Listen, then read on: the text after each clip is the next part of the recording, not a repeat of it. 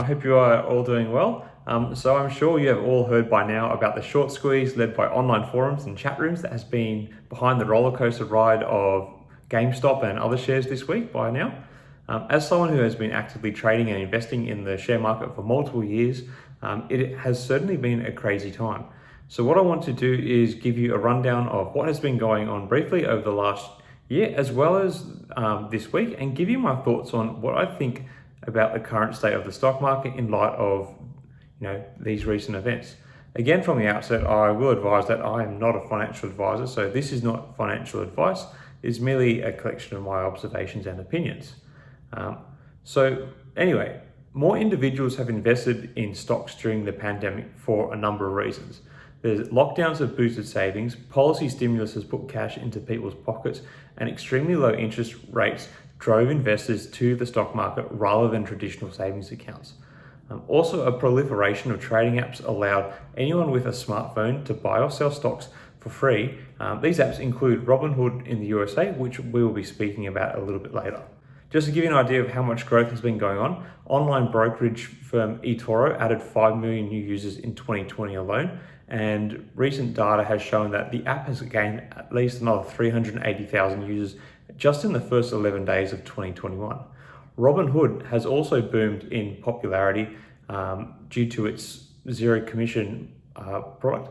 This has led to a number of other online brokerages offering similar services popping up. So we're seeing these online options which are allowing people to enter the market with increasing ease, and many people are taking them up, and these people all have extra cash at the moment.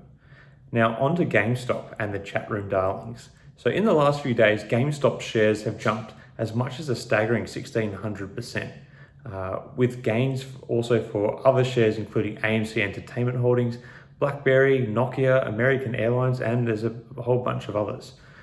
Online discussions about stocks on social media platforms such as Reddit, Twitter, and Facebook are seen by many traders and analysts as being what's fueling the massive share price moves that cannot be explained by fundamental news or traditional valuation metrics. Retail investors have long discussed stocks on social media, but during the pandemic, these forums appear to be gaining more influence. Most investors and researchers have pointed to discussion threads such as Wall Street bets on Reddit for driving the surge in GameStop. So this is the one that's perhaps the most famous. Even some professional investors are admitting to moving onto these online forums so they can have some idea of what might actually be happening in the market. This is because the recent massive share price swings for no apparent reason have caught Wall Street off guard. Short sellers or investors who bet the price of a stock would fall are getting crushed.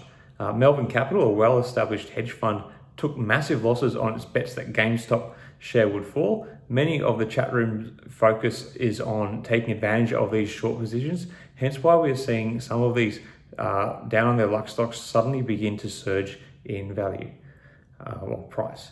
So traders scrambling to cover those positions and prevent further losses have had to pay inflated prices, which has added more fuel to the rally. As this has caught wind, this has basically drawn more people into the market, and it's pushing, and more people are trying to catch this wave as they see this classic short squeeze being played out, and they really just want to take advantage of it.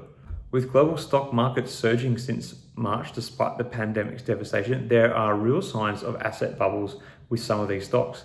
If markets turn, overvalued stocks will fall with them. Many trading platforms also offer loans to investors to buy shares and magnify their returns through products such as call options and CFDs, or contracts for difference. In a falling market, that could wipe people out caught on the wrong side of the trade, as they need to pay back what they owe if called on. If things couldn't get any crazier, online trading platform Robinhood restricted retail trading in shares of GameStop and 12 other companies that have seen dramatic levels of volatility this week, attributed to social media driven trading. Basically, users could only sell positions and not buy into the stocks, which is kind of dubious and does not bode well for investor confidence in these services. In an interview with CNBC, Robinhood CEO Vlad Tenev was not able to give a straight answer on this, other than it was to protect their clients. He did his best to avoid answering questions on whether the decision to limit trading on these stocks was due to liquidity issues or if it was from pressure from parent company Citadel, who also came out and said that they did not coerce Robinhood into taking these actions. This made me think that perhaps it was something potentially a little more sinister. Perhaps Robinhood or even Citadel may have seen that they were able to also play a role in influencing market volatility, as their firm has become influential, and if they limit purchasing of these already volatile stocks, it could undermine confidence in which they could take advantage of either through shorting or buying back at a lower price. In markets, knowledge is power, and there is a fine line between power and the law, which is what makes all of these activities this past week have a real shade of greyness about them. Again, this is all purely speculation, but Robinhood's actions certainly did add another dimension to these stocks' volatility. Personally, I will be trying to stay away from these stocks if possible. This hasn't been totally avoidable, as I already owned a position in American Airlines from back in March, which has been one of the stocks caught up in all of this. But I think the risks associated with the volatility of these stocks is beyond my liking. I also fear that this type of behavior could be fueling a general bubble in the market, which will have wider reaching consequences if it continues to inflate and then inevitably deflates or pops. Anyway, these are crazy times. Let me know what you guys think in the comments below. Do you think we are heading towards another market crash? Do you think these chat room-led inflations of stocks is going to continue? Love to hear from you. Let me know in the comments. I hope you enjoyed this video and found the content useful. Please feel free to subscribe for more. I'm trying to post content more or less every day. I will see you all again soon.